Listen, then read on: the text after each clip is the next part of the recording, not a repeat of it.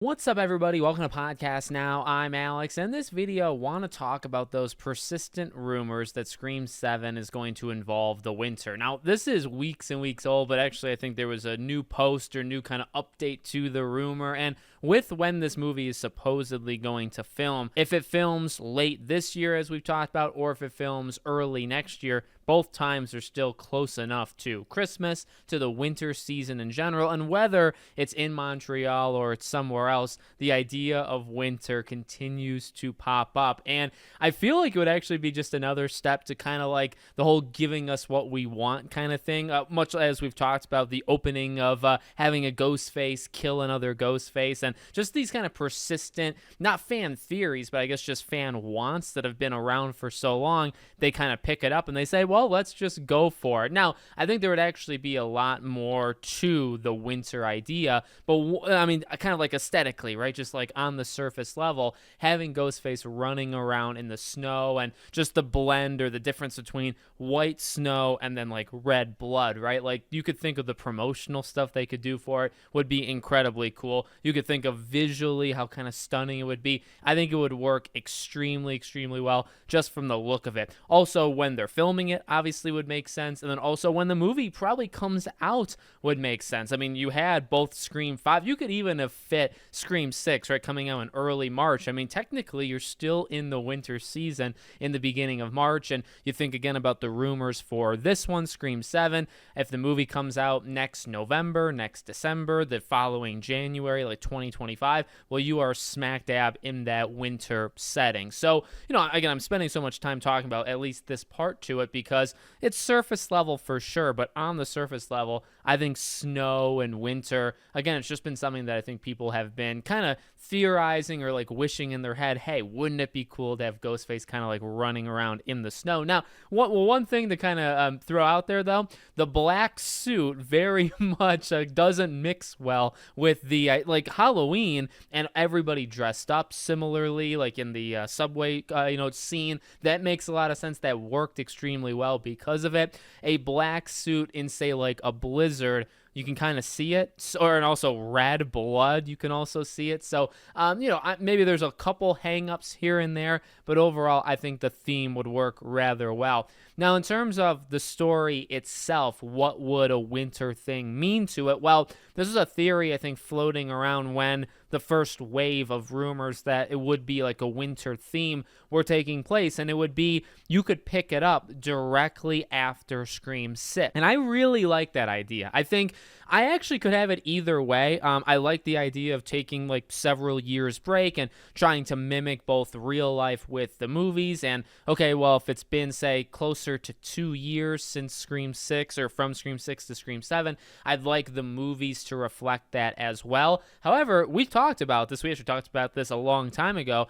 They're in a really tough spot, primarily because of when the ages and like what the actual characters in the movie are doing, because, Sam is there just working jobs to stay close to Tara, right? Now, technically she could leave, but you still have Tara there, and you have Mindy and Chad, and they're all supposed to be, even though obviously Jenna Ortega is much younger, they're all supposed to be the same age. They're all supposed to be going into college. Now, the issue here is that in Scream 6, they had just begun college. So what I had brought up, when Scream 6 came out and going into Scream 7, even if you do 2 years, a real world 2-year jump, so you mimic it in the movies and do a 2-year jump, they'd still be, it would actually be kind of boring, right? They'd still be in college. There's no reason other than them leaving New York and saying, you know what, college is just not for me, which, you think of Sydney, and obviously they took like a similar role there. They could do it. They could say, okay, well, after almost being killed, say a second time, these characters are just saying, all right, we've had enough of college, we're all going to kind of go our own way, and then whatever happens in Scream 7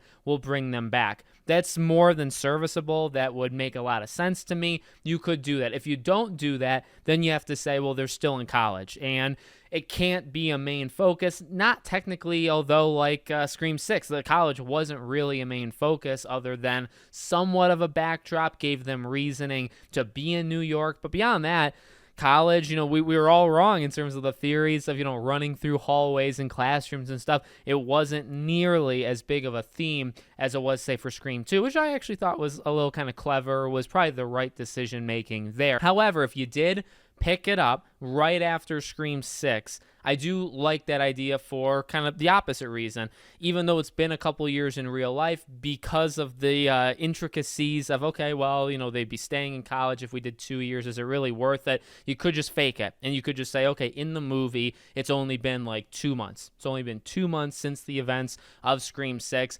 I think that would kind of work. I mean, again, you can make it work either way. They made the Sydney idea work back in Scream 1, 2, 3, and that increased kind of trauma and what that had done to her, right, by the time we get to 3.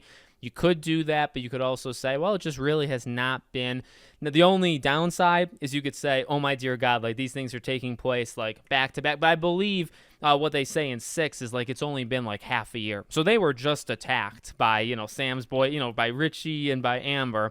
That just happened half a year ago, and then it's happening again. So happening 2 months later, yeah, you don't give these characters much of a break. It's hard to really imagine them fully moving on and then being brought back into it. So there's some weaknesses there, but I do kind of like the idea of just a few months later, you jump into it. And I think the biggest thing is also what people have brought up is kind of like the Sydney arc to it, or the Sydney factor in a Scream 7. This gives her a lot of reason, depending on what you do with the script, but it gives her a lot of reason to show up, whether she gets attacked and the attack is what brings her into Scream 7, or she just kind of wants to get back into it. It gives you more reason in the simple fact that she could say, oh my God, I'm sorry I wasn't there a few months ago. Like, I missed it. We took, and they say in Scream 6, right? She took the kids and Mark into hiding, and maybe she says like that was the wrong decision. This time I'm going there. I'll finish it with you guys. And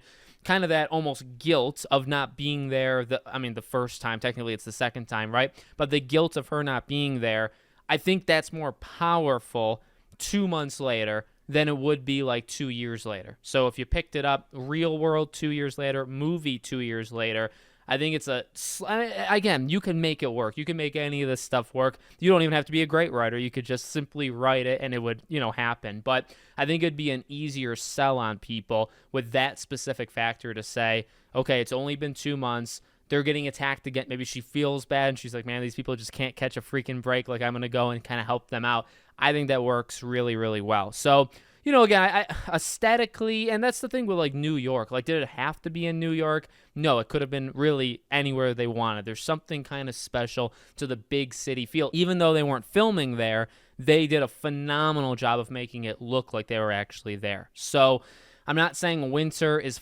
fully dominated on the idea of what it would look like. I do feel that would be the majority of it, where it would be like, okay, well, that's partially the main draw, or maybe it is fully the main draw of the film, is to kind of get that iconic, and again, you can think of like the concept art or just promotional shots that you'll see as you get closer to Scream 7 of just Ghostface in the snow. There's something very powerful about that potentially sells it all on its own. And then in terms of, okay, well, if you only set a few months after Scream 6, you kind of have some benefits there as well. I think that also, by the way, not just Sydney, I know I only mentioned Sydney, but I think that would be pretty powerful and probably the right decision to try to keep everybody together. We talked about, even if, they may not do it, right? But when you got Kirby and you got Gale and you got Danny and you have all these like splintered characters, right?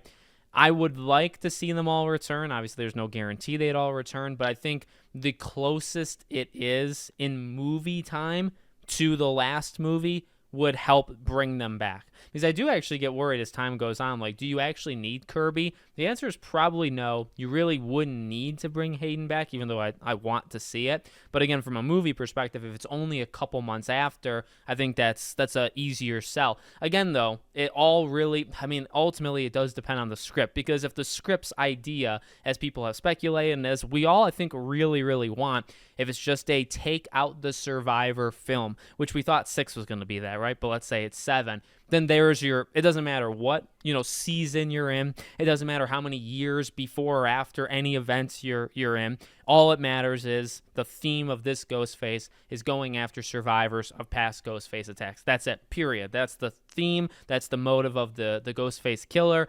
There's your in to bring everybody back, or as many people, I guess, as you can get their name signed on the contract. So I'm all for the idea. I really hope we get it, and I think as time has gone on here, especially if they film in that range, This would be, this would be the first time, right? Because you think of Scream 5 that filmed into like the early fall. I think it ended like the first week of November. You think of Scream 6 and it filmed over the summer. This would be the first one that would film literally over the winter, the holiday season, the winter season. So I think it kind of lines up pretty well. Again, it may not film there, though, depending on how long the acting strike goes. Maybe it films a little bit later. Maybe that throws things off, but we'll see.